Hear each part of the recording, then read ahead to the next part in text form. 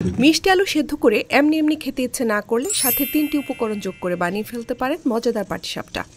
Calorie count সহ কখন খেলে ওজন কমাতে ভালো ফলাফল পাবেন বিস্তারিত থাকছে ভিডিওতে। এর জন্য প্রথমেই কাঁচা মিষ্টি আলু ধুয়ে মাঝখান থেকে কেটে 4 ভাগ করে নেব। এরপর চুলায় একটি প্যান বসিয়ে 250 গ্রাম পানি দিয়ে অল্প আঁচে সেদ্ধ করে নেব যাতে পুরো পানি শুকিয়ে যায়। এরপর গরম গরম অবস্থায় এর খোসা ছাড়িয়ে মেজার করে নেব।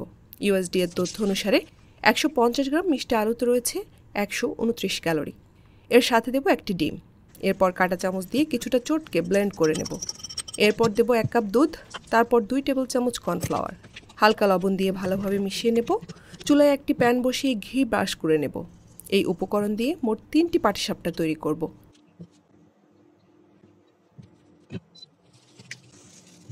এরপর ঠান্ডা হলে 1 টেবিল চামচ মধু দিয়ে সার্ভ করব মিষ্টি আলুর হেলদি পাটিসাপটা।